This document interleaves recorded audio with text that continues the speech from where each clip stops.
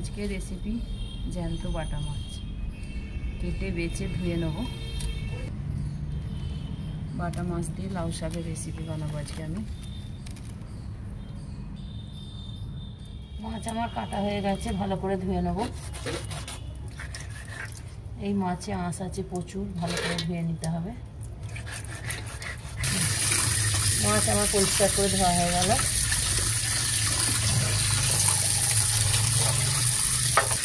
লাউ শাক আলু পরিষ্কার করে আমি ধুয়ে নেব।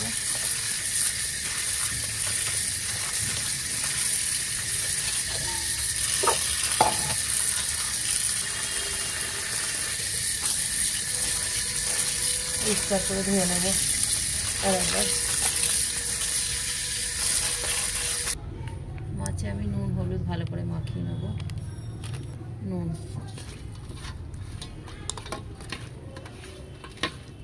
মাছে নুন হলুদ মাখানো হয়ে গেছে।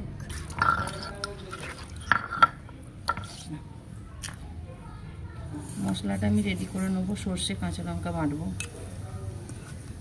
ভালো করে আমি শিলে বেটে নেব।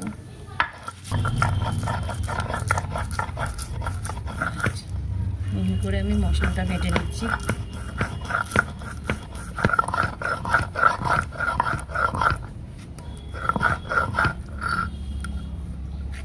মশলা আমার মিহি করে বাটা হয়ে গেছে, তুলে নেব।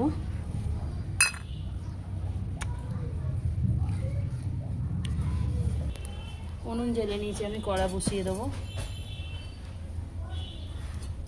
মাছ ভাজার জন্য আমি কড়াই তেল দিয়ে দেবো। তেল গরম হয়ে গেছে, আমি মাছগুলো ভেজে ফেলবো।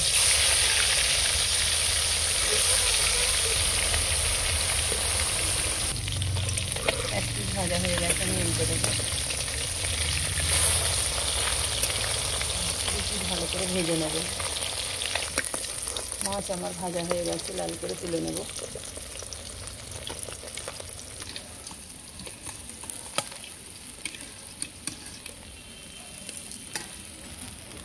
সব মাছগুলো লাল করে ভেজে নেব।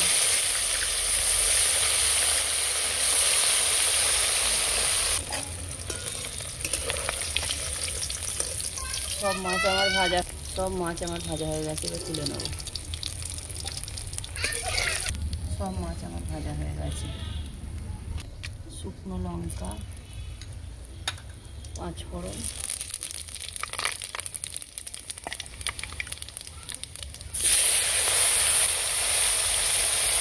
আলু বাটা ভালো করে ভেজে নেব।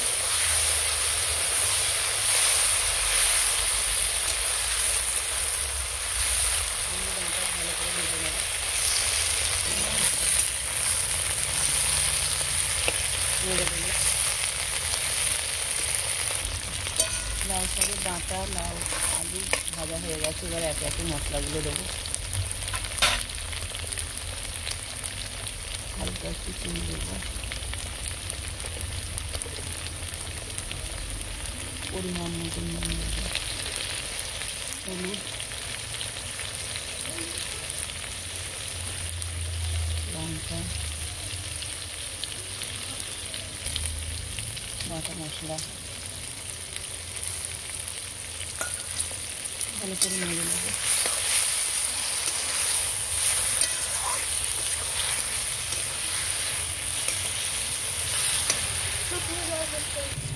শাকগুলো দিয়ে দেবো।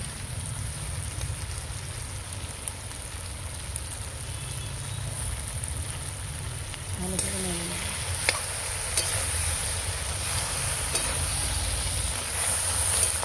ভালো করে কষিয়ে নেব।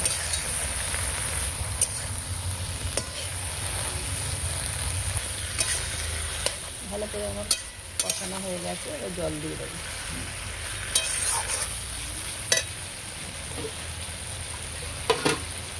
সেদ্ধ করার জন্য পরিমাণ মতো আমি জল দিয়ে দেবো।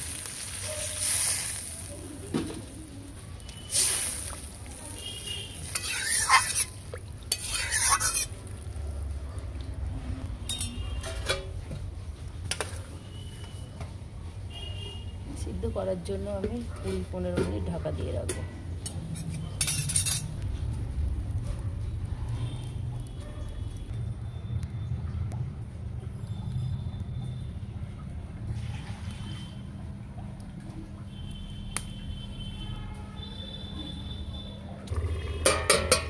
20 মিনিট হয়ে গেছে, আমি ঢাকনা খুলে নেব।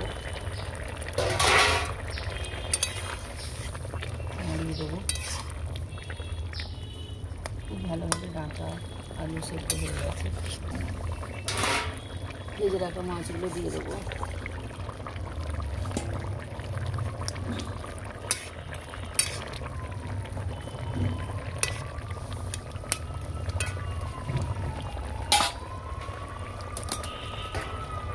পাঁচ মিনিটের জন্য ঢাকা দিয়ে দেবো।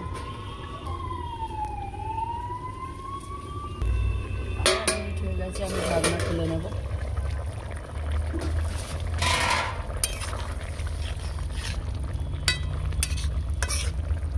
রান্নাটা হয়ে গেছে, এবার ঢেলে নেব।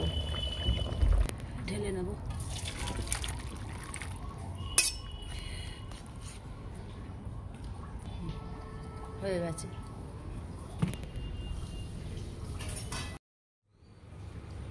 দীপু সোনাকে আমি গরম গরম দিয়ে দিচ্ছি, খেয়ে দেখবে কেমন হয়েছে। দীপু সোনাকে আমি দিয়ে দিলাম। ভালো করে আমি ভাত মেখে নেব।